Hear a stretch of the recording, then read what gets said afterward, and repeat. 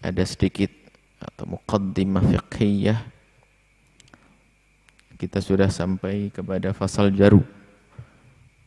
Adapun kitab fikihnya kita menggunakan kitab Mukhtasar Abi Suja atau sering disebut dengan kitab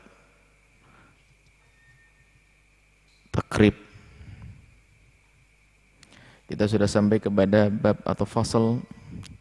Berkata Imam Abu Suja rahimahullah ta'ala, nafa'anallahu bihi wa bi'ulumihi wa bi'ulumi masyayikhihi wa talamidatihi fid dharain amin. Ila angkal sudah sampai kepada bab faslun fi umurin tukhalifu fiha al-mar'atu ar-rajula fi sholati. Ini fasal yang menjelaskan tentang hal-hal yang seorang wanita itu berbeda dengan kaum pria di dalam sholatnya. Fi umurin, di dalam hal-hal, tukhalifu, yang berbeda, fiha, di dalam hal-hal tersebut, siapa? Al-mar'atu, seorang wanita, ar-rajula, berbeda dengan seorang laki-laki, fis sholati, di dalam sholatnya. Wal mar'atu, adapun seorang wanita itu, tukhalifur rajula, akan berbeda dengan seorang laki-laki, bi khamsati asya'a, di dalam 5 hal. Cara sholatnya berbeda dengan laki-laki dalam 5 hal. Warrajulu, seorang laki-laki, kaum laki-laki, kalau sholat, yujafi mirfaqaihi an jambaihi, kalau sholat direnggangkan antara sikunya dengan badannya. Jadi gagah begini lagi, jangan laki-laki begini. Kalau sholat sujud khususnya, misalnya sujud begini, dibuka ini apa? Siku dibuka, bukan siku ditempelkan di perut bawah. Jambe ini perut bawah, bagian pinggir sini. Apa kalau bahasa ya? Pinggir, badan kita yang pinggir sini. Jadi bukan ditempelkan di sini kalau kaum pria. Kalau pria dibuka. Tapi wa yuqillu batnahu, dan diangkat perutnya, an fakhidhihi, dari perutnya, fir ruku'i was sujudi, di saat ruku' dan sujud. Kalau laki-laki, antara ini dijauhkan, perutnya sedikit diangkat, menunjukkan kalau laki-laki itu gagah, bukan lembut, bukan gemulai gitu. Kalau perempuan berbeda. Kalau perempuan ditempelkan. Kalau sujud, sikunya ditempelkan ke badannya, perutnya. Bukan dibalik. Seperti itu. Kemudian wa yujhiru fi mawadhi'il jahri, atau wa yajharu fi mawadhi'il jahri. Kalau laki-laki mengeraskan dengan keras yang melebihi daripada wanita di bacaan-bacaan yang seharusnya dikeraskan.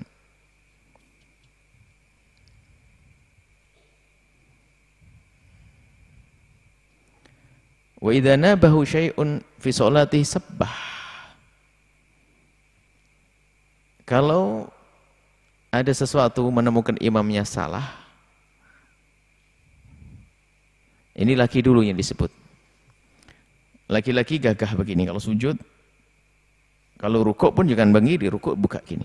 Maksud rukuk itu direnggangkan tangannya. Kalau perempuan di saat sujud dilipat. Jadi ini dekatkan ini. Perempuan lebih tahu ini. Jadi menahan badannya. Sikunya ini menahan badannya. Dan perempuan pun di dalam bersuara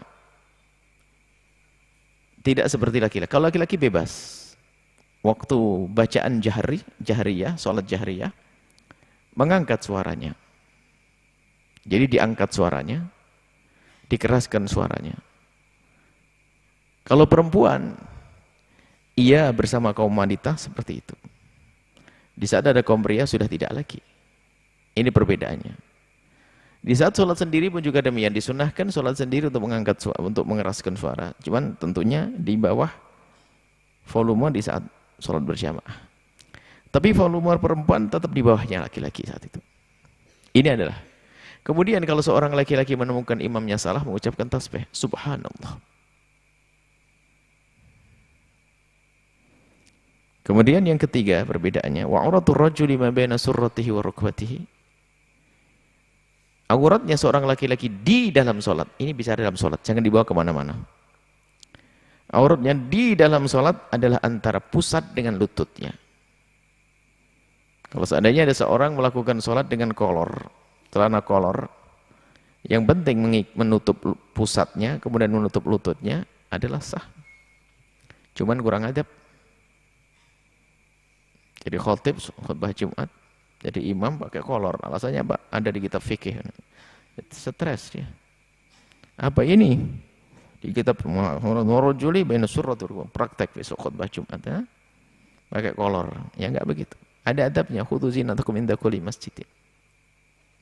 Kalau melakukan salat hendaknya harus pakai dandan dengan Allah. Pakai harum-haruman.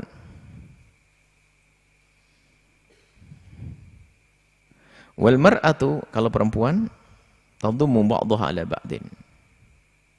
Ila ba'din, ditempetkan. Wa tulsiku batnaha bi fakhidhaiha. Perutnya ditempelkan di pahanya waktu sujud. Jadi perutnya ditempelkan waktu sujud. Kebayang wanita ya, nempel begitu. Jadi menunjukkan kalau perempuan itu adalah hayahnya itu hayah yang lembut. Kemudian laki-laki jangan begitu. Kalau laki-laki tangannya dilipat ke dalam, nah, jadi neng-neng nanti. Yang gagah laki-laki itu ya. Jangan sampai ada. Pernah kita lihat juga anak seperti itu, mungkin tidak tahu. Laki-laki begini, sujud begini. Jangan gini. Buka begitu. Waktu fit sawtaha bi hadratir rijali. Kalau seorang wanita itu melirihkan suaranya hadratir rijali di depan kaum pria.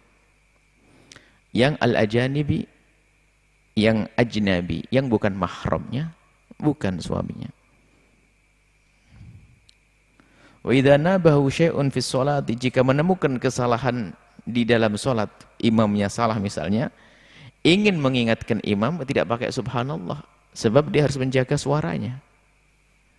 Karena suara perempuan itu menggoda kaum laki-laki.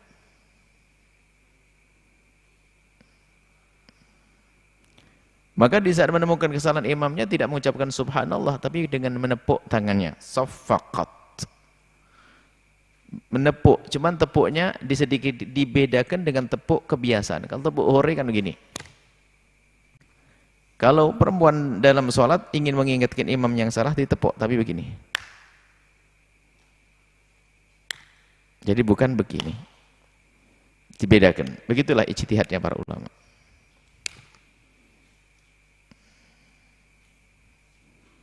Imamnya nggak ngerti, marah-marah setelah salam. Ngapain tepuk-tepuk? Ya, yang salah imamnya nggak pernah ngaji, repot nih.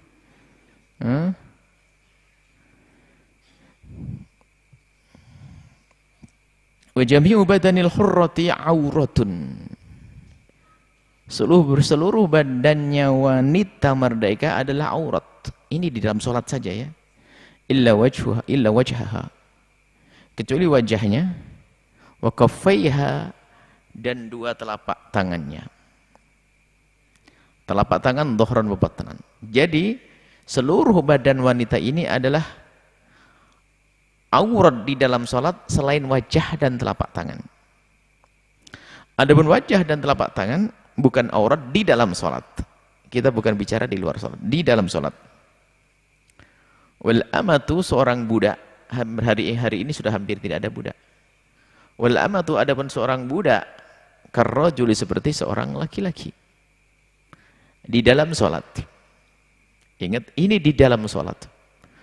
Tapi kalau seorang budak perempuan keluar rumah, ya, ini ya tidak seperti ini di dalam sholat. Jadi kalau budak perempuan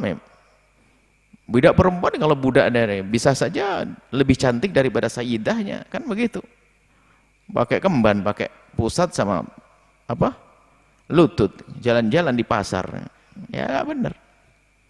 Ini di dalam sholat maksudnya jika tidak punya pakaian, kecuali hanya yang menutup pusat dengan lututnya, maka budak perempuan itu adalah sah sholatnya. Ini adalah aurat fi sholati. Makanya nanti ada aurat sitir, ada lagi aurat nawar, mana yang nggak boleh dilihat dan mana yang harus ditutup adalah bukan ada pembahasannya sendiri. Baik, sampai di sini perbedaan antara laki dengan perempuan di dalam melaksanakan sholat. Hendaknya dibedakan juga, hendaknya diamalkan agar ada beda.